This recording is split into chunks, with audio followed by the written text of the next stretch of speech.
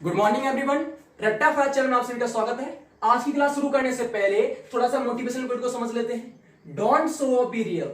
मैंने क्या कहा? Don't show off be real मतलब है कि दिखावा मत करो, असली बने रहो। सर इसमें ऐसी क्या बात है? आप इस मोटिवेशनल क्विट से हमें क्या समझाना चाहते हो? सर इसमें मुझे ऐसा कुछ दिख नहीं रहा है जो इसमें हमें समझना चाहिए। दिखावा मत करो, असली बने रहो, इसमें वो बात है। अगर आपने इसको समझ लिया तो आप पूरे समाज को, पूरे देश को, पूरी दुनिया को बदल सकते हो। मैंने क्या कहा? आप अपने साथ साथ पूरे समाज को, पूरे देश को, पूरी दुनिया को बदल सकते हो अगर आप इसका मतलब समझ गए जो आपके सामने 4 वर्ड्स लिखे हुए हैं। कभी कभी छोटी छोटी बातें, छोटे छोटे लोग, छोटे छोटी चीजें हमें बहुत कुछ समझा जाती हैं। वही यहां पे है, बहुत छोटा है, सिर्फ 2 लाइन में है। 2 लाइन में क्या, 4 वर्ड्स में है, लेकिन इसका जो मतलब है, जिसने समझ लिया, जिसने इसको अप्लाई कर लिया, जिसने इसको अपनी लाइफ में अप्लाई कर लिया, वो अपने आप को तो बदलेगा ही, उसके साथ साथ जो लोग उससे कनेक्ट हैं, जो लोग उससे जुड़े हुए हैं, उनको बदलेगा, समाज को बदलेगा। और अगर दुनिया के हर इंसान ने इसको समझ लिया तो दुनिया एक बहुत प्यारा सा घर बन जाएगा। मेरी बात समझ में आ रही है? सर ऐसा आप क्यों बोल रहे हो? आपने अगर ऐसा बोला है तो इसके पीछे रीजन क्या है? तो रीजन सुन लो। रीजन ये है कि अगर मैं आपसे बोलूं दहेज प्रथा जो है, क्या वो सही है? आप बोलोगे सर कैसी बातें कर रहे हो, दहेज प्रथा हमारे लिए एक श्राप है। दहेज प्रथा की वजह से समाज खराब हो रहा है। दहेज प्रथा की वजह से जो पेरेंट्स हैं, गर्ल्स को इंपॉर्टेंस नहीं दे रहे हैं क्योंकि बहुत सारा दहेज देना पड़ता है। आप इस दुनिया में, इस भारत में, अपने जिले में, अपने गांव में किसी भी इंसान से पूछोगे दहेज प्रथा कैसी है, वो यही कहेगा कि दहेज प्रथा खराब है, दहेज प्रथा नहीं होनी चाहिए, दहेज प्रथा से ये होता है, दहेज प्रथा से वो होता है। मतलब कि मैं आपको ये पूछना चाहता हूं कि जब दहेज प्रथा इतनी खराब है, जब दहेज प्रथा इतना खराब है, एज अ श्राप है, तो फिर दहेज प्रथा करता कौन है? क्या मार्स से आते हैं या जुपिटर से आते हैं? मीन सेंस ये है कि इस दुनिया में रहने वाले, इस कंट्री में रहने वाले, आपके समाज में रहने वाले लोग ही दहेज प्रथा करते हैं। और आप उनसे पूछोगे कैसी है तो बोलेंगे खराब है। मतलब जानते हुए कि खराब है फिर भी कर रहे हैं। वो क्या है? शो ऑफ है। वो क्या है? दिखावा है। बहुत सारे एग्जांपल है। अगर मैं आपको गिनाना शुरू कर दूंगा तो बहुत सारा टाइम लग जाएगा। जैसे मदर्स डे पर स्टेटस डालते हैं मां के साथ, लव यू मॉम, आपके लिए मैं दुनिया अपनी न्यौछावर कर सकता हूं, मेरी मां मेरी जन्नत है, मेरी मां मेरा सुकून है। ऐसे ऐसे स्टेटस अपलोड करते हैं और वही मां बोलती है बेटा कूलर में पानी भर दे, वही मां बोलती है बेटा 1 गिलास पानी दे दे। जब वही मां बीमार होती है तब कुछ बेटे ऐसे होते हैं, मैंने बोला कुछ बेटे, हर एक की बात नहीं कर रहा हूं, अपने ऊपर मत लेना। अगर आप अपनी मां से प्यार करते हो बहुत अच्छी बात है, लेकिन कुछ नालायक बेटे होते हैं जो शो ऑफ करते हैं और अपनी मां की बात नहीं सुनते।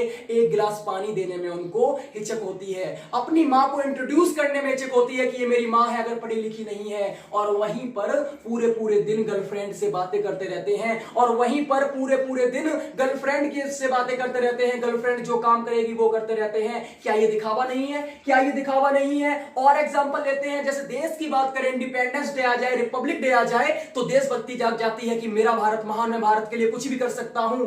और जब देश की रक्षा करने वाला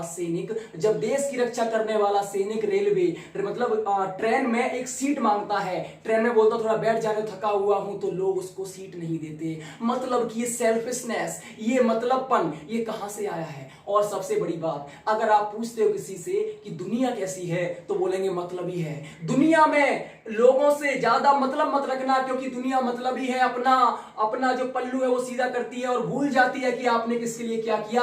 ये दुनिया एक जहर की तरह है, दुनिया बहुत खराब है। मैं आपसे पूछता हूं क्या आप खराब हो? तो आप बोलोगे नहीं हम तो खराब नहीं है, लेकिन दुनिया खराब थी तो हमने अपने आप को बदलना चाहा, जैसी दुनिया है वैसे हम बन जाते हैं। फिर से मेरा वही क्वेश्चन है कि आप दुनिया में जितने भी इंसान हैं, जितने लोग इस दुनिया में रह रहे हैं, जितने लोग इस भारत में रह रहे हैं, आप किसी से जाकर पूछो कि दुनिया कैसी है, बोलेगा मतलब ही है, दुनिया खराब है, दुनिया में ये है, दुनिया में ये बीमारी है। मैं आपसे पूछता हूं, अगर आप उससे ये क्वेश्चन करोगे क्या वो खराब है, तो उसका आंसर होगा नहीं, मैं खराब नहीं हूं, दुनिया खराब थी तो मैंने अपने आप को बदल लिया। समझ में आ रहा है? आप किसी भी इंसान से पूछोगे सब यही बोलेंगे, जब इस दुनिया में प्रेजेंट कोई इंसान खराब नहीं है फिर दुनिया खराब कैसे हो गई? बात समझ में आ रही है? जब इस दुनिया में प्रेजेंट कोई इंसान खराब नहीं है फिर दुनिया खराब कैसे हो गई? खराब हम सब हैं। जिस दिन हम सब ने जान लिया कि हमारे अंदर क्या कमी है, जिस दिन हम सब ने जान लिया कि हम क्या प्रॉब्लम्स कर रहे हैं, पूरी दुनिया सुधर जाएगी। हमारे अंदर कमी क्या है? हम शो ऑफ करते हैं, हम दिखावा करते हैं, असल में नहीं जीते। हम क्या करते हैं? दिखावा करते हैं, असल में नहीं जीते। मैं आपसे बोल दूं, दिखावा एक टिकाऊ सामान की तरह है। चाइना का माल देखे हो ना, इतनी ऊंचाई से गिरेगा टूट जाता है। वैसे ही दिखावा है, जो इसका मेकअप है, जो आपने लगा रखा है, जो चोला पहन रखा है दिखावे का, जिस दिन उतरेगा इतने बुरे गिरोगे कि जिंदगी में दोबारा अपना चेहरा आईने में देखने में आपको शर्म आएगी। मैंने क्या कहा? जो शो ऑफ का चोला है, जो इसका मेकअप है, जिस दिन गिरेगा, जिस दिन उतरेगा, इतने नीचे गिरोगे, इतना बुरा लगेगा कि आपको आईने में खुद का चेहरा देखने में शर्म आएगी। बस मैं आपसे इतनी रिक्वेस्ट करना चाहता हूं, आप जैसे हो वैसे बने रहो, आप जो हो वो बने रहो। दुनिया को दिखाने की जरूरत नहीं है। अगर आपको सच में कुछ करना है तो अपनी हैबिट्स को बदलो, अपनी आदतों को बदलो, जो आपके अंदर कमियां हैं उन्हें पहचानो, उन्हें बदलो। अगर सभी इंसान ने हैबिट्स बदलना शुरू कर दी, शो ऑफ करना बंद कर दिया, बिलीव करो ये दुनिया बहुत प्यारी लगने लगेगी और दुनिया में उपस्थित हर इंसान अपना लगने लगेगा। लोग आज कुत्तों से प्यार करने लगे, इंसानों को छोड़कर। इंसान को एक रोटी देने में शर्म आती है, कुत्तों को बिस्किट खिलाया जाता है। उसके पीछे रीजन है कि हम शो ऑफ पर फोकस कर रहे हैं, असलियत में नहीं जी रहे। मेरी बात यहीं पे समाप्त करता हूं, आगे क्लास देखते हैं। तो क्लास में मैंने आपको बताया था इकोनॉमी के बारे में, इकोनॉमिक्स के बारे में, फिर हमने देखा था कैसे इकोनॉमी वर्क करती है, और जो हमारी यूनिट 1 है इस सब्जेक्ट की वो थी इकोनॉमिक डेवलपमेंट। तो हमने देखा था कि डेवलपमेंट क्या होता है, इकोनॉमी डेवलपमेंट कैसे होता है, कौन कौन सी पॉलिसीज लाई जाती हैं, कैसे कैसे प्रोजेक्ट्स लाए जाते हैं, इसका मेजरमेंट कैसा होता है। हमने यूनिट 1 में बहुत कुछ पढ़ा था। उसके बाद हमने एक और इंपॉर्टेंट टॉपिक पढ़ा था जिसका नाम था इकोनॉमिक सिस्टम। मैंने आपसे बोला था कि दुनिया में प्रेजेंट कोई भी देश हो, 3 इकोनॉमिक सिस्टम पर काम करता है। आपको याद होगा, एक मैंने बोला था आपको कैपिटलिज्म, जिसे हम कैपिटलिस्ट भी बोलते हैं। दूसरा मैंने बोला था सोशलिज्म, जिसे सोशलिस्ट भी बोलते हैं। तीसरा मैंने बोला था जो हमारा देश का है मिक्स्ड इकोनॉमी। मैंने आपको बताया था इसके बारे में बहुत डीपली है, जिसने वीडियो नहीं देखी जाकर देख सकते हो, ठीक है। कैपिटलिज्म में मैंने बताया था कि इसमें यूएसए, फ्रांस, कनाडा और यूके जैसी कंट्रियां कैपिटलिस्ट इकोनॉमी पे बिलीव करती हैं, उसको लागू करती हैं। सोशलिस्ट हमने देखा था चाइना, रसिया, नॉर्थ कोरिया जैसी जो कंट्रियां हैं वो सोशलिस्ट पर करती हैं वर्क। मिक्स्ड इकोनॉमी हमने देखा था कि बहुत सारी कंट्रियां मिक्स्ड इकोनॉमी पे वर्क करती हैं, जैसे इंडिया होगी, श्रीलंका होगी, पाकिस्तान हो गई, आपकी भूटान हो गई, नेपाल हो गई, ठीक है। हमने इतना कुछ पढ़ा था। उसके बाद हमने पढ़ा था एक फिलिप्स कर्व के बारे में पढ़ा है फर्स्ट वीडियो में। दूसरा हमने पढ़ा था प्राइस मैकेनिज्म के बारे में पढ़ा था। मींस हमने बहुत सारी चीजों को पहली वीडियो में डिस्कस किया था। आज सर आप क्या कराने वाले हो? पहली वीडियो में तो हमें सब पता है, हमने अच्छे से देख लिया था, सब कुछ क्लियर है। सर आज आप क्या कराने वाले हो? तो आज वही देखते हैं हम क्या कराने वाले हैं। सिर्फ एक ही टॉपिक पे फोकस करने वाला हूं मैं आज, थोड़ा सा बड़ा है, उसमें पॉइंट्स थे, मैंने अच्छे से डिस्कस किया है। वीडियो छोटा बनेगा बड़ा बनेगा मुझे नहीं पता, मेरा काम है मैं पढ़ाता जाऊंगा, आपको समझाता जाऊंगा, ठीक है। क्लास शुरू करते हैं।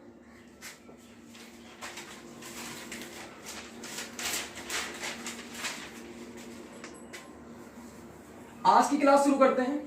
जो पहले की वीडियो जिन्होंने अटेंड नहीं की है वो जाकर अटेंड कर सकते हैं, ठीक है। जिन्होंने पहले की वीडियो अटेंड नहीं की है वो जाकर अटेंड कर सकते हैं, बहुत कुछ सीखने को मिलेगा और आज की क्लास में बहुत कुछ सीखने को मिलेगा। तो हमने मिक्स्ड इकोनॉमी तक देख लिया था, उसके एग्जांपल देख लिए थे। आज हमारी क्लास का जो टॉपिक है वो है कंसेप्ट ऑफ इकोनॉमिक डेवलपमेंट।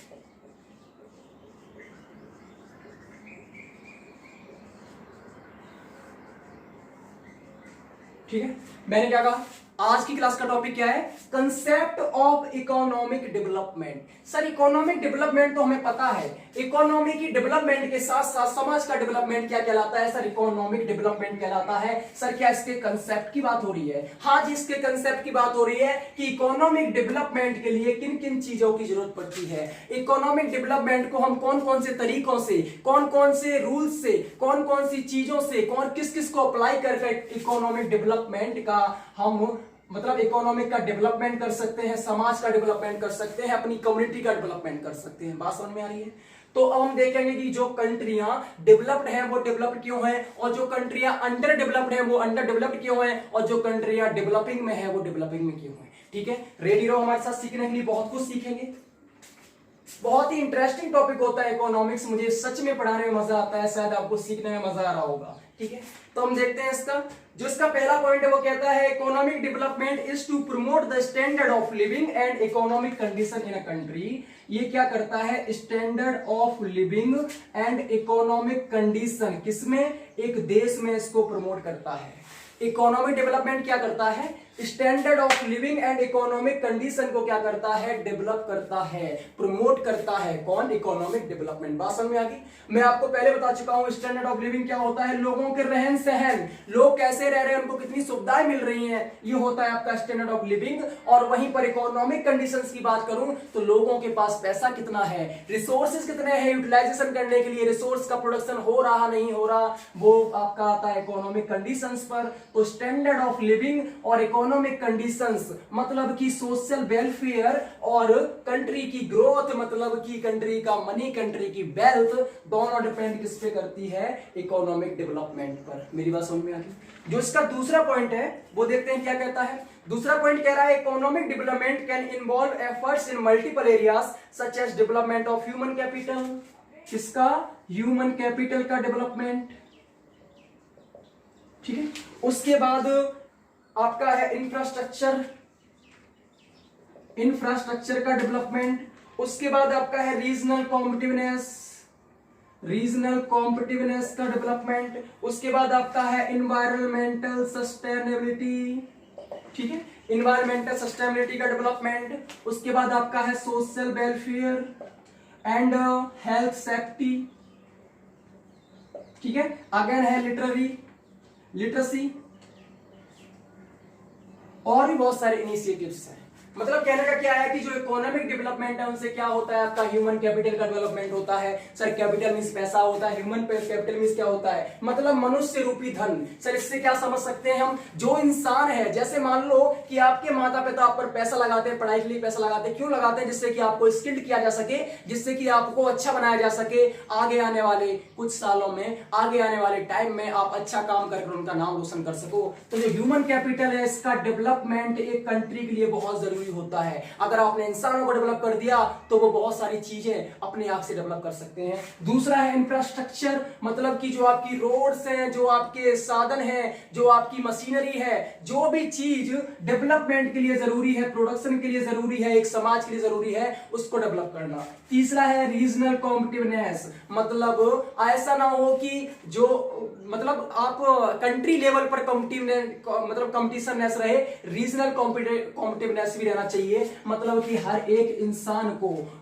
मतलब सबका विकास होना चाहिए। ऐसा नहीं है कि बस आप मुंबई, दिल्ली जैसे शहरों में ही कंपटीशन चल रही है लोगों के बीच में। रीजनल कॉम्पिटिशननेस भी रही है चाहिए, मतलब कंट्री नहीं, स्टेट वाइज भी, डिस्ट्रिक्ट वाइज भी, विलेज वाइज भी लोग अपने आप को इंप्रूव करना चाहें, एक दूसरे से कंपटीशन रहती है, तभी एक अच्छा माहौल बनता है, लोग अपने आप को इंप्रूव करना चाहते हैं। अगला है इन्वायरमेंटल सस्टेनेबिलिटी। सस्टेनेबल क्या होता है, आप जानते हो कि जब हम इन्वायरमेंट की जो नीड्स हैं, जो चीजें हैं, उनको ऐसे यूज करते हैं कि जो हमारे फ्यूचर में आने वाली जनरेशन है उसको भी मिले, उसको सोचकर जब हम चीजों को यूटिलाइज करते हैं उसे हम बोलते हैं सस्टेनेबिलिटी। तो जो इन्वायरमेंट है उसकी सस्टेनेबिलिटी भी जरूरी है। अगला पॉइंट है सोशल, क्या था, सोशल वेलफेयर। ठीक है, इसके बारे में पता है आपको कि लोगों की भलाई के बारे में सोचा जाता है। अगला है आपका हेल्थ सेफ्टी, जो हेल्थ है, स्वास्थ्य है। ऐसा बोला गया कि अगर आपका शरीर स्वस्थ है तो दुनिया में आपको हर चीज, मतलब आपकी हर चीज सही है। अगर आपका शरीर ही स्वस्थ नहीं है तो कोई भी चीज सही नहीं है।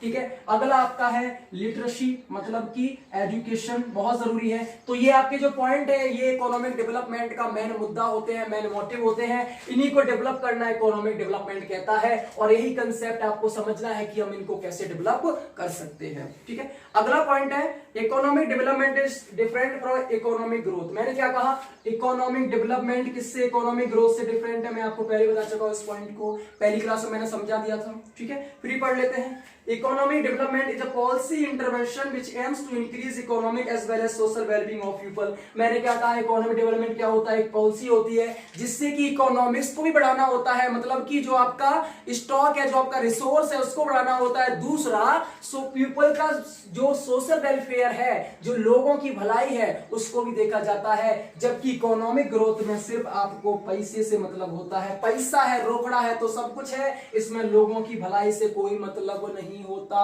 इसकी ग्रोथ होनी चाहिए, सिर्फ कैपिटल की ग्रोथ होनी चाहिए, रिसोर्सेज की ग्रोथ होनी चाहिए, पैसा की ग्रोथ होनी चाहिए। समाज गड्ढे में जा रहा है तो जा रहा है। दोनों में डिफरेंस समझ में आ गया?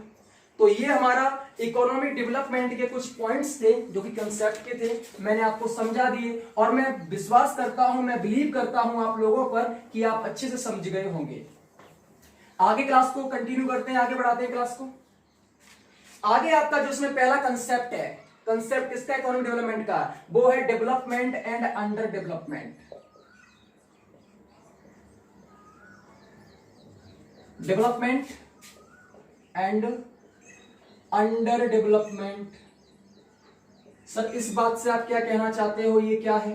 मैंने क्या कहा, ये कंसेप्ट है जिससे इकोनॉमिक डेवलपमेंट होता है। तो पहला क्या है? डेवलपमेंट है, दूसरा क्या है? अंडर डेवलपमेंट है। सर डेवलपमेंट से नीचे की बात हो रही है, यहाँ पे डेवलपमेंट की बात हो रही है क्या?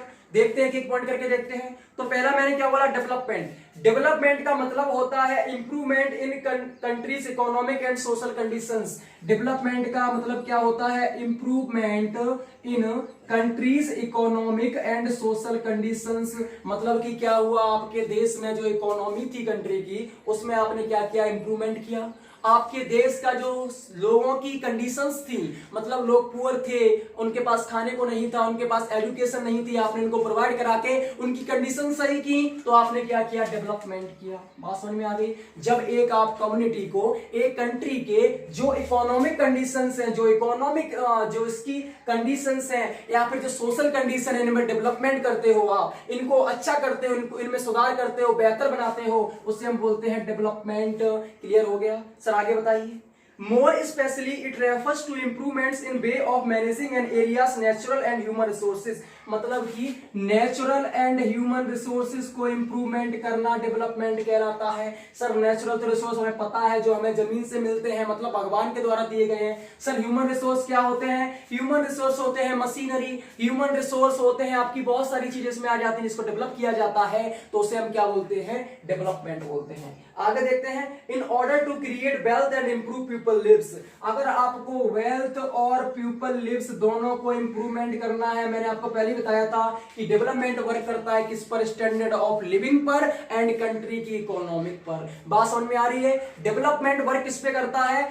स्टैंडर्ड ऑफ लिविंग पर एंड कंट्री की इकोनॉमिक्स पर। अगर आपको वेल्थ और पीपल की लिविंग्स पर फोकस करना है तो आपको कुछ पॉइंट्स को ध्यान में रखना पड़ेगा। सर कौन से पॉइंट्स आप बताइए? पहला पॉइंट है इंडिकेटर्स ऑफ डेवलपमेंट। आपको क्या करना पड़ेगा? इंडिकेटर्स ऑफ डेवलपमेंट को लागू करना पड़ेगा। सर ये क्या है? मतलब कि जिन चीजों से डेवलपमेंट हो सकता है, जिन आइडिया से डेवलपमेंट हो सकता है, जिन लोगों की राय से डेवलपमेंट हो सकता है, उनको आपको प्रमोट करना पड़ेगा। जिन चीजों से डेवलपमेंट हो सकता है, जो लोग डेवलपमेंट कर सकते हैं, उनको प्रमोट करना पड़ेगा। एग्जांपल लेते हैं कि कोई एजुकेशन सेक्टर में अच्छा करना चाह रहा है, कोई अनाथालय बनाना चाह रहा है, कोई वृद्ध आश्रम बनाना चाह रहा है, कोई फ्री में लोगों को एजुकेशन देना चाह रहा है, तो हमें उसे प्रमोट करना पड़ेगा। कोई समाज के लिए अपना सब कुछ योगदान करना चाह रहा है। बहुत सारे लोग हैं जो समाज के लिए करते हैं। मैंने उस टाइम बोला था कि हर कोई मतलब ही नहीं है, बहुत सारे लोग हैं जो समाज के लिए काम करते हैं, तो ऐसे लोगों को प्रमोट करना ही कहलाता है आपका जो डेवलपमेंट है, उसमें इंडिकेटर्स को फाइंड आउट करना। दूसरा पॉइंट है एजुकेशन, बहुत इंपॉर्टेंट है। अगर आपको डेवलपमेंट करना है कंट्री में, तो ह्यूमन रिसोर्स को डेवलपमेंट करना पड़ेगा, ह्यूमन कैपिटल को डेवलपमेंट करना पड़ेगा। और ह्यूमन कैपिटल कब डेवलप होगी? जब आप उनकी स्किल्स को डेवलप करोगे। और स्किल्स कब डेवलप होंगी? जब एजुकेशन पे फोकस किया जाएगा, एजुकेशन को डेवलप किया जाएगा। बात समझ में आ गई? तीसरा पॉइंट है हेल्थ। मैंने बोला जो आपकी हेल्थ है वही आपका सबसे बड़ा धन है। अगर आपकी हेल्थ ठीक है तो दुनिया में आप हर काम कर सकते हो। अगर आपकी हेल्थ ठीक नहीं है तो चारपाई से उठना मुश्किल पड़ जाएगा। तो हेल्थ पर डेवलपमेंट भी जरूरी है। जो बीमारियां आ रही हैं, जिनसे लोग मर रहे हैं, जो बीमारियां आ रही हैं, जिन पर पैसा खर्च किया जा रहा है लोगों के द्वारा, उनके पास पैसा नहीं होता लेकिन उनकी जान इतनी प्यारी होती है कि वो अपना सब कुछ लुटाने को तैयार रहते हैं उस बीमारी को सही करने पर। वो क्यों है? क्योंकि हेल्थ इशू है। जब हम हेल्थ पर वर्क करेंगे, हेल्थ अपनी अच्छी करेंगे, सेफ्टी रखेंगे, सफाई रखेंगे, तो ये इशू नहीं आने वाला। और जो लोग जो पहले से ही गरीबी में जी रहे हैं, उनका पैसा जो मेडिसिन पे जा रहा है वो नहीं जाएगा। तो हेल्थ हो गया। अगला है एम्प्लॉयमेंट रेट्स। अगला क्या है? एम्प्लॉयमेंट रेट मतलब कि जो बेरोजगारी है उसको हटाकर रोजगार का रेट बढ़ाना पड़ेगा। बात समझ में आ रही है? बेरोजगारी को हटाकर रोजगार का रेट बढ़ाना पड़ेगा। हमें अभी एम्प्लॉयमेंट एंड अनएम्प्लॉयमेंट की सही परिभाषा भी नहीं पता होती है, अभी आगे देखेंगे क्या होती है, मैं यहाँ पे डिस्कस नहीं करूंगा। सिर्फ मतलब क्या है कि अगर आपको वेल्थ और पीपल लिविंग सही करनी है तो आपको एनवायरमेंट जो एम्प्लॉयमेंट रेट है उसको बढ़ाना पड़ेगा, मतलब कि लोगों को ज्यादा से ज्यादा जॉब प्रोवाइड करानी पड़ेगी, लोगों को काम देना पड़ेगा। अगला पॉइंट है अनएम्प्लॉयमेंट रेट। देखो इसका अपोजिट है, एम्प्लॉयमेंट रेट को बढ़ाना है तो अनएम्प्लॉयमेंट रेट को क्या करना पड़ेगा? घटाना पड़ेगा। मतलब कि जितने लोग बेरोजगार अगर ज्यादा है तो उनकी संख्या कम करनी पड़ेगी, अगर रोजगार कम है तो उसकी संख्या बढ़ानी पड़ेगी। आगे बात करते हैं तो जेंडर इक्वालिटी। जेंडर इक्वालिटी मतलब कि भेदभाव जो लड़कियां और लड़कों में होता है उसको नहीं करना है। बहुत सारे लोग समझ चुके हैं कि लड़की भी लड़कों की तरह है, वो कोई अलग से नहीं है, लेकिन आज भी हमारे समाज में आज भी ऐसे बहुत सारी जगह हैं जहां पर लड़कियों को नहीं पढ़ाया जाता। क्यों नहीं पढ़ाया जाता? कि दूसरे घर की है, दूसरे घर पे जाना है, इसको पढ़ाकर कुछ नहीं मिलने वाला, बुढ़ापे पर हमारा सहारा नहीं बन पाएगी। मैं आपसे एक बात कहता हूं, अगर आपको सच में कोई सहारा दे सकता है तो लड़की दे सकती है। मैंने बहुत सारी लड़कियों को देखा है जो बेटे होते हैं माँ बाप को धक्का मारते हैं, लड़की अपने घर पे ले जाके खिलाती है। लड़कियों को वो आपका सहारा बन सकती है। जिस दिन आपने उसको अपना सहारा बना दिया, मतलब उसको खुद का सहारा बना दिया, वो दुनिया का सहारा बन सकती है। मेरी बात ध्यान रखना। तो ये सारे पॉइंट्स थे जो इंडिकेटर्स होते हैं किसके? डेवलपमेंट के। इंडिकेटर डेवलपमेंट का क्या होता है? मतलब ऐसी चीज है जिनको इंप्रूव कर कर आप डेवलपमेंट कर सकते हो। तो पहला पॉइंट था एजुकेशन, दूसरा पॉइंट था हेल्थ, तीसरा पॉइंट था एम्प्लॉयमेंट रेट्स को बढ़ाना है, चौथा पॉइंट था अनएम्प्लॉयमेंट रेट को घटाना है, पांचवा पॉइंट था जेंडर इक्वालिटी, मतलब कि जो जेंडर है, जो लिंग है, उसमें भेदभाव नहीं करना। तो ये आपके डेवलपमेंट के सारे इंडिकेटर्स थे। समझ में आ गया? अब दूसरा पॉइंट हमारा क्या है? हमने डेवलपमेंट देख लिया, दूसरा इसके साथ है अंडर डेवलपमेंट। सर ये क्या होता है? अंडर डेवलपमेंट क्या होता है? देखते हैं इसको। Under development countries have very low पर कैपिटा इनकम। देखो अंडर डेवलपमेंट से आप समझ जाओगे, अंडर डेवलपमेंट मतलब कि जो डेवलपमेंट की कंडीशंस है, जो डेवलपमेंट वाली कंट्रियां उनसे नीचे की बात हो रही है। किसकी बात हो रही है? उनसे नीचे की बात हो रही है। अंडर डेवलपमेंट मतलब अंडर किसके? डेवलपमेंट के। तो अंडर डेवलपमेंट मतलब ऐसी कंट्रियां जो डेवलप नहीं हो पाई हैं, ऐसी कंट्रियां जो डेवलपमेंट के लिए वर्क नहीं कर पा रही हैं, वर्क कर रही हैं फिर भी हो नहीं पा रहा है, उन कंट्रीज को हम बोलते हैं अंडर डेवलपमेंट कंट्री। पहले हमारी इंडिया भी थी, जब आजाद हुई थी उसके टाइम उन्होंने बहुत मेहनत की है, रिसोर्सेज को बढ़ाया है, आज डेवलपिंग कंट्री पर है, आगे बढ़ेंगे। तो हम देखते हैं अंडर डेवलपमेंट क्या होता है? ऐसी कंट्री जिनका पर कैपिटा इनकम, क्या? पर कैपिटा इनकम लो होता है। सर ये पर कैपिटा इनकम क्या होता है? जैसे मान लो कि आपके देश में 135 करोड़ की आबादी है, तो हर एक इंसान की इनकम जोड़कर इसको निकाला जाता है पर कैपिटा इनकम, मतलब पर हेड इनकम। कैपिटा मतलब पर हेड इनकम, हर एक इंसान की इनकम। तो इसमें क्या होती है? लो होती है। कैसी होती है? कम होती है। और इसी पर आपकी जीडीपी, सब चीज इसी पर आपकी मेजरमेंट किया जाता है। ठीक है, तो आगे पढ़ेंगे इसके बारे में। And many residential live in very poor condition with little access to education और हेल्थ केयर। इनकी क्या होती है? पुअर कंडीशन होती है। और कैसी होती है? बहुत ज्यादा पुअर कंडीशन होती है, जिसमें हेल्थ और एजुकेशन पर फोकस नहीं किया जाता, जिसमें हेल्थ और एजुकेशन बहुत ही बुरा होता है, बहुत ही गिरा होता है। ऐसी कंट्रीज को हम बोलते हैं under developed country, under development country. बात समझ में आ रही है? आगे देखते हैं। तो हम देखते हैं लो पर कैपिटा इनकम क्या होती है। लो पर कैपिटा इनकम क्या होती है? इसका पहला पॉइंट है, मैंने क्या बोला? अंडर डेवलपमेंट कंट्री कौन सी होती है? जिनका पर कैपिटा इनकम लो होता है। और दूसरा, वो हेल्थ और एजुकेशन पर फोकस नहीं कर पाते हैं, हेल्थ और एजुकेशन को अच्छा नहीं बना पाते, उन्हें हम बोलते हैं अंडर डेवलपमेंट कंट्री। इसमें पहला जो पॉइंट है वो है लो पर कैपिटा इनकम। ठीक है, लो पर कैपिटा इनकम। सर ये क्या होता है? Per capita income refers to the average income of people of a country, मतलब कि उसमें रहने वाले लोगों की एवरेज इनकम। मैंने वही बताया था कि जितने भी लोग हैं, एवरेज क्या होता है? सभी को जोड़ लो, उसमें जितने हैं उसका भाग कर दो। एवरेज क्या होता है? जैसे मान लो आपकी क्लास में 10 स्टूडेंट है, 10 के मार्क्स आपने जोड़ लिए, 450 आए, इसमें 10 का भाग कर दिया, 45 आपका क्या है? एवरेज मार्क्स है। बात समझ में आ रही है? तो ये होता है एवरेज। ऐसे आपने क्या किया? कंट्री के जितने भी लोग हैं सबकी कैपिटल जो इनकम है उसको जोड़ लिया, उसमें कंट्री की टोटल संख्या का डिवाइड कर दिया, आपकी एवरेज इनकम निकल आएगी। तो ये पर कैपिटा इनकम क्या होती है? ये एवरेज इनकम होती है उस देश के लोगों की, ठीक है। ये किससे कैलकुलेट की जाती है? मैंने बता दिया आपको, dividing national income by total population of the country. जो नेशनल इनकम है उसको पॉपुलेशन ऑफ द कंट्री से डिवाइड करने पर कैपिटा इनकम हमारी प्राप्त होती है। और ये ऐसी कंट्रियां जो अंडर डेवलप्ड हैं, उन डेवलपमेंट के हैं, उनकी कैसी होती है? लो होती है। बात समझ में आ गई? अब ये सब लो होती क्यों है? इसके रीजंस क्या है? अगर पर कैपिटा इनकम लो है इन कंट्रियों में जिससे डेवलप नहीं हो पा रही, इसके रीजंस क्या हैं? तो रीजंस है पहला, inequitable distribution of income and wealth. मैंने बताया था कि इनकम और वेल्थ को अच्छे से डिस्ट्रीब्यूट नहीं कर पा रहे हैं। सर इनकम और वेल्थ का अच्छे से डिस्ट्रीब्यूशन कैपिटल पर कैपिटा इनकम पर कैसे मतलब असर डालता है? तो आप मेरी बात सुनिए, इसमें क्या होता है? पर कैपिटा इनकम में हर एक इंसान की इनकम देखी जाती है। मैंने क्या कहा? हर एक इंसान की इनकम देखी जाती है। अगर आप अमीरों को अमीर करता जा रहे हो, गरीबों को गरीब करता जा रहे हो, तो आपका जो एवरेज इनकम है वो कम आने वाला है। अगर आप अमीरों को अमीर करता जा रहे हो, गरीबों को गरीब करता जा रहे हो, तो जो आपका एवरेज इनकम है वो कम आने वाला है। और जब एवरेज इनकम कम आएगा तो पर कैपिटा इनकम कैसी आएगी? लो आएगी। बात समझ में आ रही है? तो इसमें क्या होता है? अनइक्विटेबल मतलब कि असमानता, इक्वल इसमें वेल्थ और इसका डिस्ट्रीब्यूशन नहीं होता। बात समझ में आ रही है? इक्वल वेल्थ और इनकम का डिस्ट्रीब्यूशन नहीं होता, जिसकी वजह से पर कैपिटा इनकम लो रहती है। दूसरा पॉइंट है, ये ज्यादातर एग्रीकल्चर पर डिपेंडेंट रहते हैं। किस पर डिपेंडेंट रहते हैं? एग्रीकल्चर पर डिपेंडेंट रहते हैं। हमारी कंट्री पहले एग्रीकल्चर पर डिपेंडेंट थी, फिर इंडस्ट्रियलाइजेशन लाया गया और आज हमारी कंट्री डेवलपिंग कंट्रीज में से है। मैंने क्या कहा? किस पर डिपेंडेंट रहते हैं? एग्रीकल्चर पर ज्यादा डिपेंडेंट रहते हैं।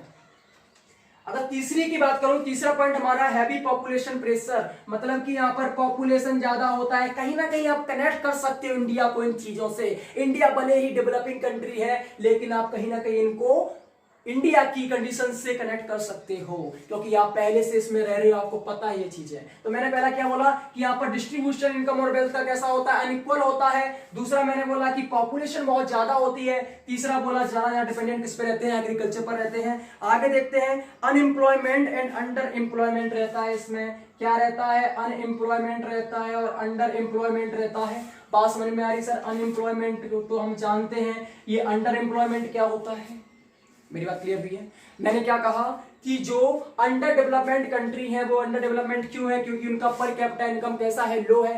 पर कैपिटा इनकम हमने समझ लिया क्या होता है? एवरेज इनकम, मतलब कि जो लोग हैं, जो नेशनल इनकम है, पूरे देश की इनकम है, उसमें लोगों की संख्या जितनी है उसको डिवाइड करना क्या कहलाता है? एवरेज इनकम कहलाता है। सर उसके फैक्टर्स क्या है? मतलब कि पर कैपिटा इनकम लो क्यों रहती है? तो पहला फैक्टर हमने देखा कि अनइक्वल डिस्ट्रीब्यूशन होता है किसका? वेल्थ और इनकम का। दूसरा हमने देखा कि ये लोग, पॉपुलेशन इस कंट्रीज की ज्यादा होती है। तीसरा हमने देखा कि इसमें ज्यादातर डिपेंडेंट किस पे रहते हैं? एग्रीकल्चर पर ज्यादा निर्भर रहते हैं। चौथा हमने देखा कि यहाँ पर अनएम्प्लॉयमेंट और अंडर एम्प्लॉयमेंट ज्यादा होती है। अनएम्प्लॉयमेंट एंड अंडर एम्प्लॉयमेंट ज्यादा होती है। सर आपने अभी डेवलप्ड और अंडर डेवलप्ड नहीं कराया, आपने अनएम्प्लॉयमेंट और अंडर एम्प्लॉयमेंट ले आए। सर इसको भी समझा दी लगे हाथ। तो लगे हाथ हम क्या करते हैं? अनएम्प्लॉयमेंट एंड अंडर एम्प्लॉयमेंट को समझते हुए चलते हैं।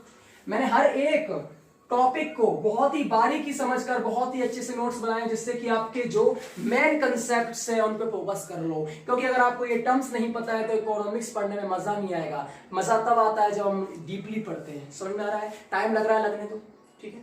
मैं आपके साथ हूं, मेरी हालत खराब है, मैं खड़े होने में मुझे तकलीफ हो रही, लेकिन मैं आपको पढ़ा रहा हूं उसी जोश के साथ पढ़ा रहा हूं जिस जोश से मैं पढ़ाता हूं।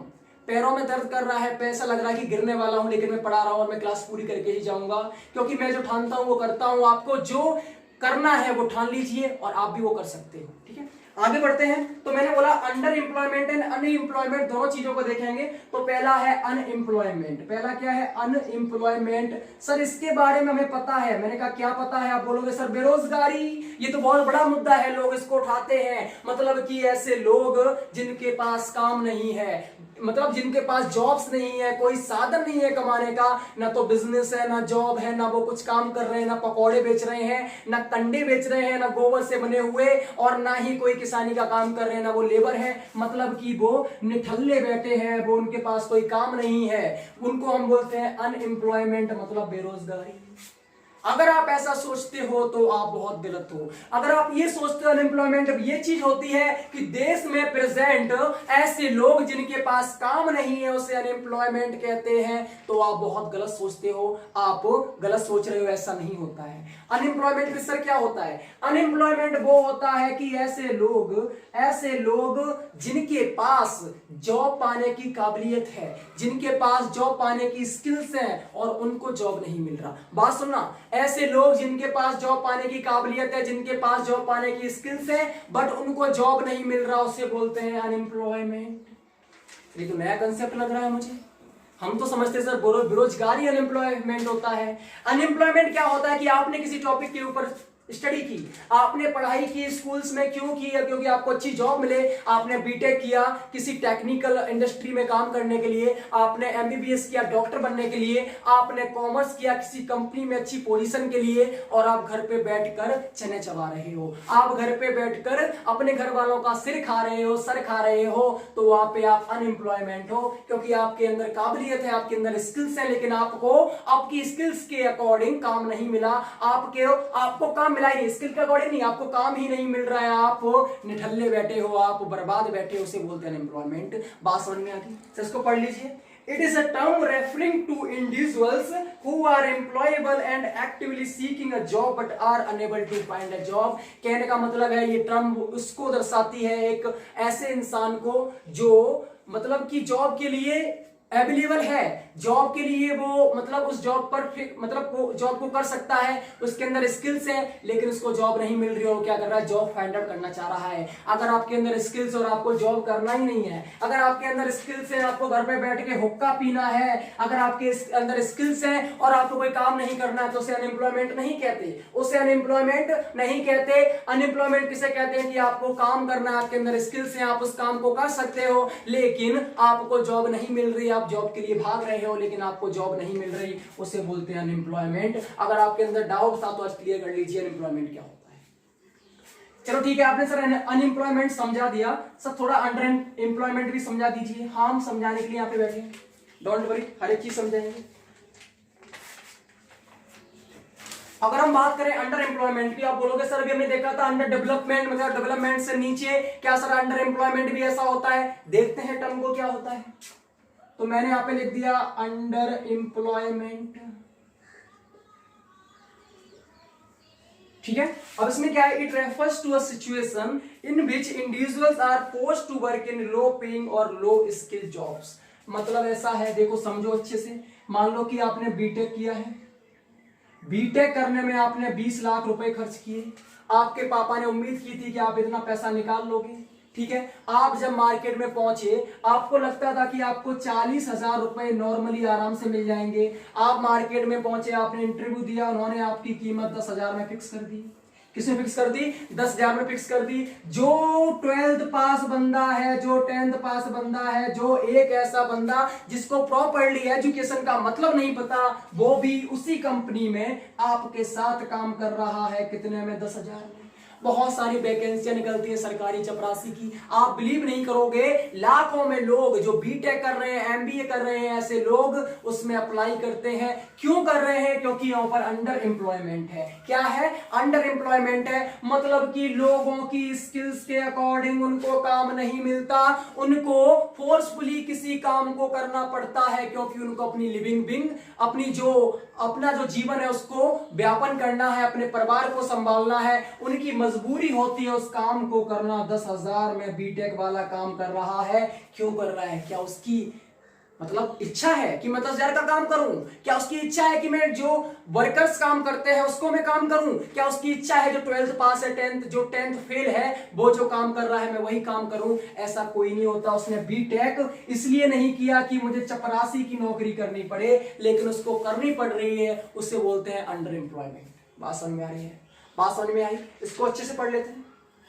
तो इसमें क्या बोला जा रहा है कि इसमें फोर्स किया जाता है काम करने के लिए, किस पर? लो पेइंग और लो स्किल जॉब्स पर। आप बीटेक कर रहे हो, आपको हाई पेमेंट चाहिए था, हाई स्किल जॉब चाहिए थी, आपने सोचा था कि एक बढ़िया सा आलीशान ऑफिस मिलेगा, एसी लगी होगी, टीवी लगी होगी, लोग हमारे पास आएंगे, हम गाड़ी में आएंगे, ऑफिस में आएंगे, और आपको क्या करना पड़ रहा है, आपको रूम रेंट लेकर रहना पड़ रहा है और ऐसी कंपनी में काम करना पड़ रहा है जो आपकी स्किल्स के अकॉर्डिंग डाउन है। अब आप कुछ लोग ये सोचेंगे सर कोई काम छोटा नहीं होता है, मानता हूं मैं कोई काम छोटा नहीं होता है, लेकिन जो काम आप कर रहे हो वो आपकी स्किल्स के अकॉर्डिंग छोटा है, इसलिए मैं बोल रहा हूं। बात समझ में आ रही है? मैं उस काम को छोटा क्यों बोल रहा हूं, क्योंकि वो आपकी स्किल्स के अकॉर्डिंग छोटा है। आप इतना सारा पैसा खर्च करके क्या चपरासी बनने के लिए, छोटा काम करने के लिए, छोटा काम मैं इसलिए बोल रहा हूं क्योंकि आपकी स्किल्स के अकॉर्डिंग छोटा है। मुझे गलत मत समझना, आपकी जो स्किल्स है उसके अकॉर्डिंग वो काम कैसा है, लो है। आपका जो पेमेंट है 10,000 ये भी आपका लो है, तो इसलिए मैं इसको ऐसा बोल रहा हूं। वैसे कोई काम छोटा नहीं होता है, एक सफाई कर्मी भी हमारे देश के लिए योगदान कर रहा है, चाहे वो भले ही पैसे के लिए कर रहा हो। मेरी बात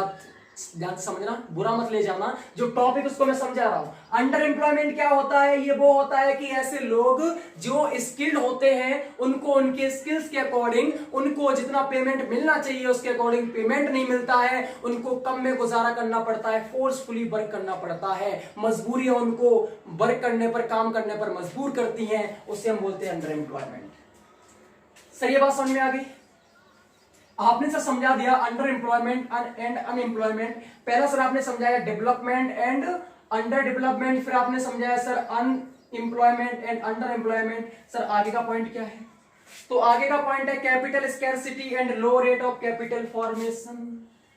capital scarcity and low rate of capital formation.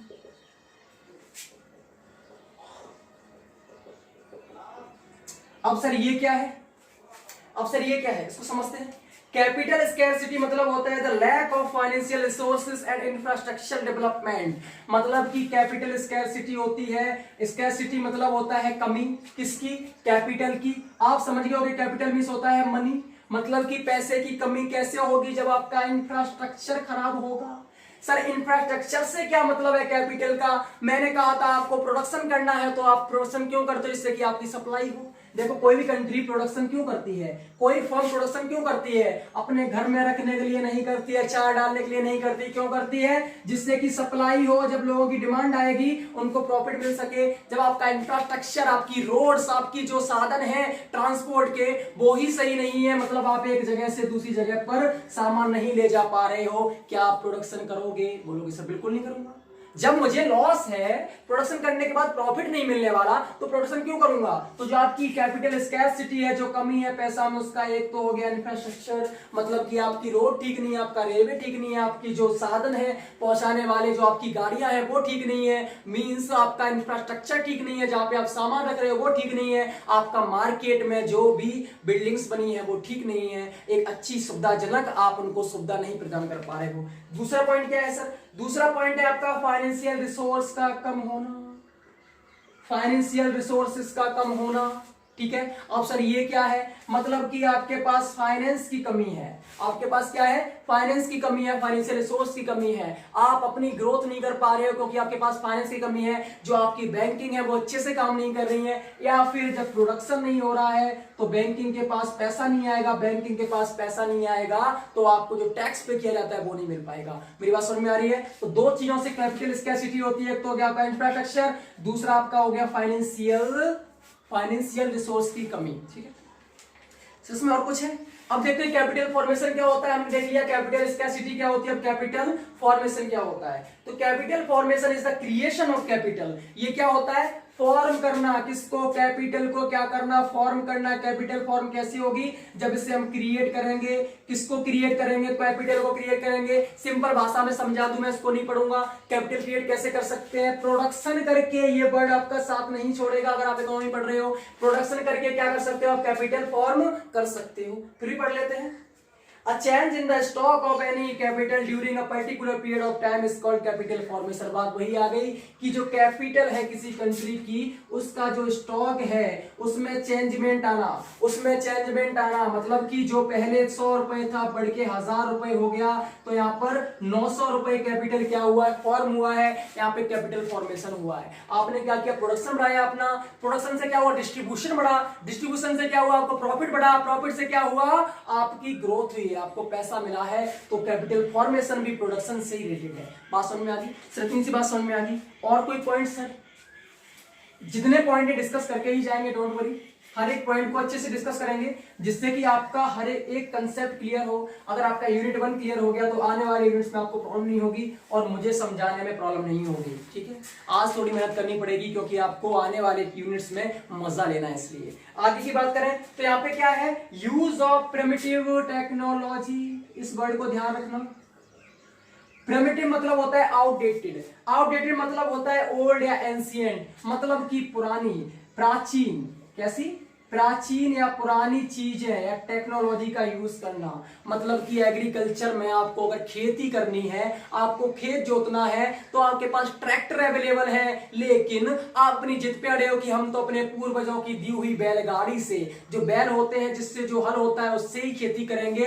तो जो लोग ट्रैक्टर से खेती कर रहे हैं उनको बेनिफिट होगा, और आप अगर बैल से खेती कर रहे हो तो आपको यहाँ पे एनर्जी भी लगेगी, टाइम भी लगेगा और आपको बेनिफिट भी नहीं होगा। मतलब कि कहने का ये है कि आपको प्रिमिटिव टेक्नोलॉजी को छोड़ना पड़ेगा और जो मॉडर्न टेक्नोलॉजी है उनको अपनाना पड़ेगा।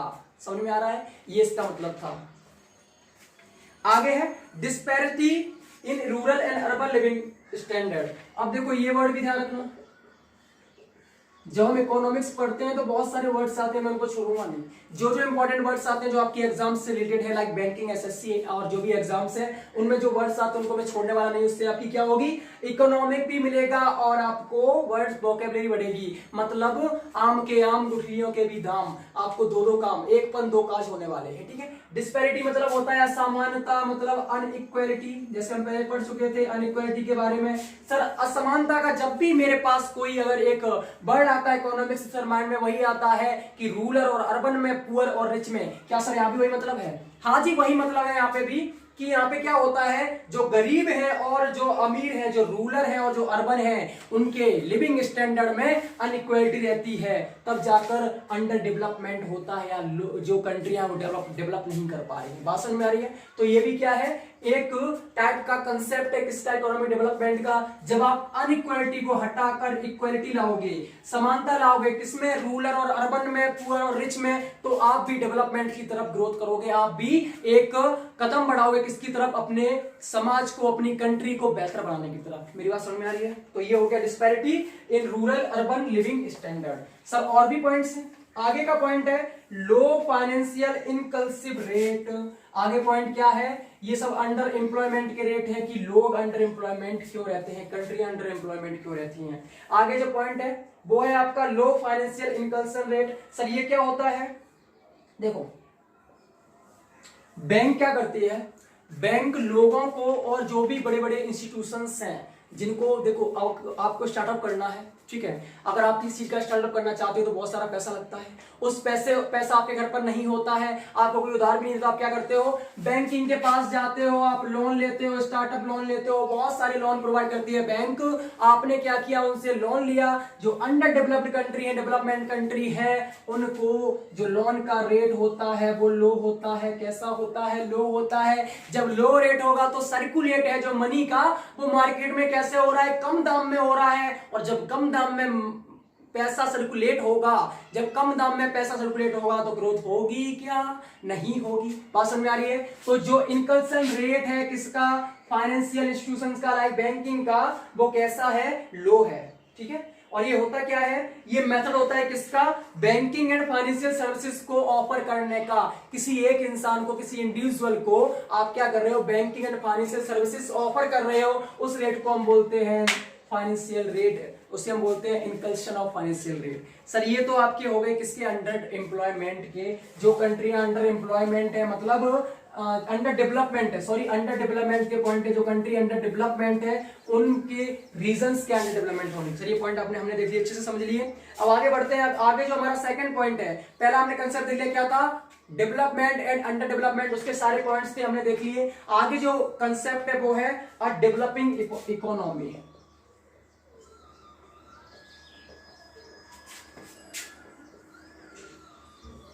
कुछ सालों पहले हमारे जो कंट्री था वो अंडर डेवलपमेंट था, आज हमारा कंट्री डेवलपिंग इकोनॉमी है। इसको पहले समझ लेते हैं, अपनी भाषा में समझते हैं। देखो डेवलपिंग क्या है कि ऐसी कंट्री जो अपनी प्रॉब्लम्स को फेस करके, अपनी प्रॉब्लम्स को सॉल्व करके आगे बढ़ रही है। मतलब ऐसी कंट्री जो अपने आप को चेंज करके आगे बढ़ रही है, उसको पता है कि हमें समाज सुधार करना, वो समाज को सुधार कर रही है। उसे पता हमें प्रोडक्शन बढ़ाना है, वो प्रोडक्शन भी बढ़ा रही है। उसे पता है कि हमें इंडस्ट्रियल एरिया चाहिए, एग्रीकल्चर से काम नहीं चलने वाला, वो इंडस्ट्रीज भी बना रही है। उसे पता है कि हमें अब क्या करना है, हमें ज्यादा प्रोडक्शन करना है, तो प्रोडक्शन कर रही है।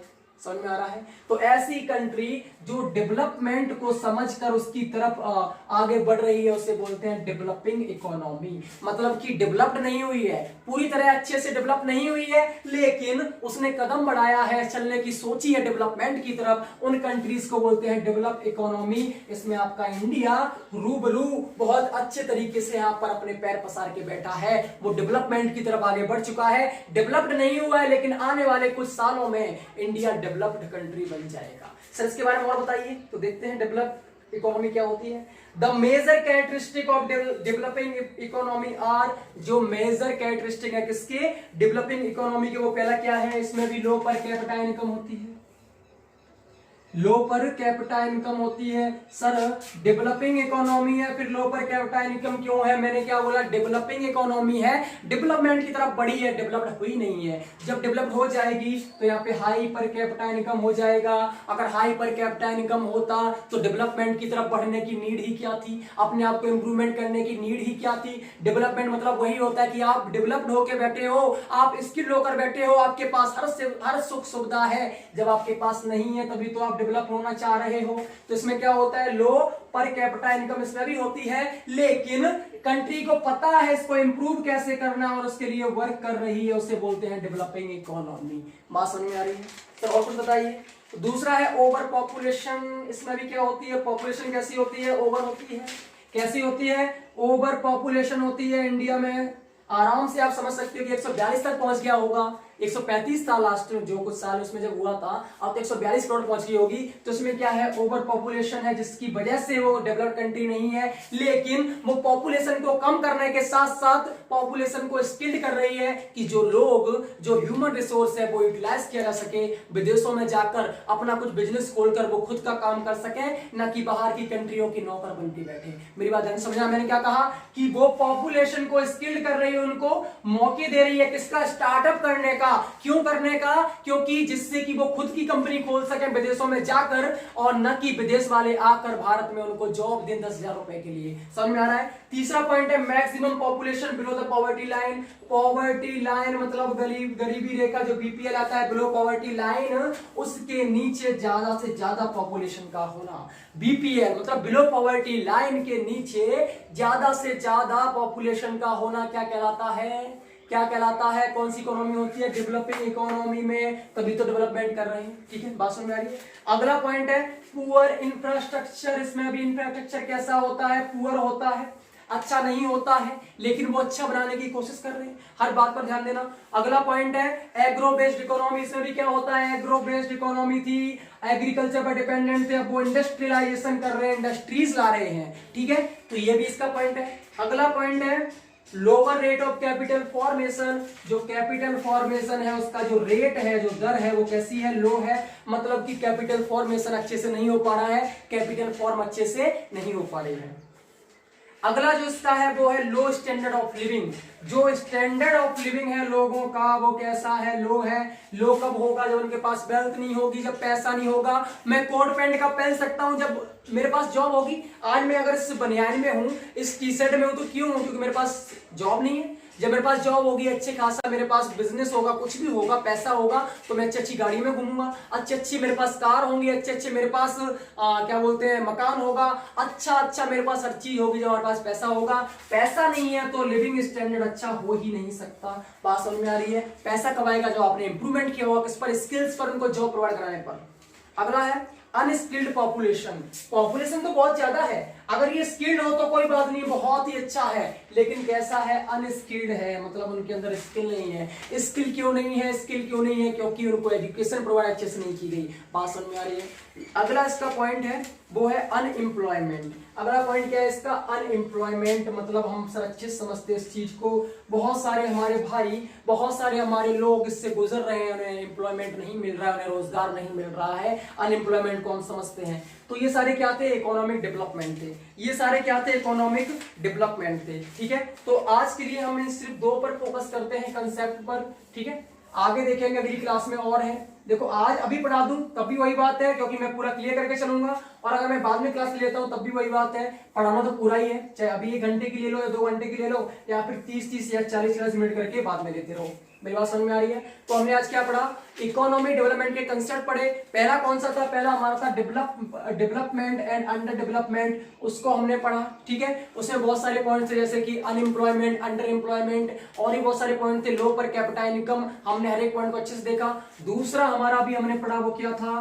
दूसरा क्या था? अगर आपको याद है तो बताइए, दूसरा क्या था? पहला तो हमें पता है, देखो जिसमें सारे बहुत सारे पॉइंट थे, जैसे इसमें बहुत सारे पॉइंट आपके क्या क्या थे?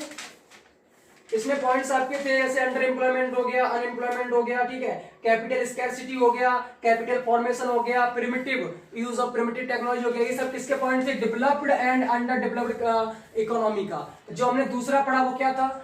Developing economy. हमने दूसरी क्या पढ़ी? डेवलपिंग इकोनॉमी, मतलब ऐसी इकोनॉमी जो अंडर डेवलप्ड थी, लेकिन वो अपने अंदर सुधार करके अपने आप को बेहतर बनाकर डेवलपिंग की तरफ, मतलब डेवलपमेंट की तरफ अग्रह कर रही है, डेवलपमेंट की तरफ जाने की सोच रही है, और डेवलपमेंट की तरफ उसने कदम बढ़ा लिए हैं। बात समझ में आ गई? तो ये हमारे कुछ कंसेप्ट थे, 2 कंसेप्ट फोकस किए हैं, और भी हैं, उनको हम बाद में डिस्कस कर लेंगे, क्योंकि मेरी थोड़ी हेल्थ सही लग रही है, और आप लोग भी शायद इतना ही ले पाओगे जितना आपको दिया जा रहा है। इसके नोट्स बनाओ, प्यार से पढ़ो, मैं बहुत मेहनत कर रहा हूं, आप लोग मेहनत करिए, और इकोनॉमी को एक अच्छे तरीके से समझिए हमारे साथ मिलकर। All the best for your future and your exam. Thank you.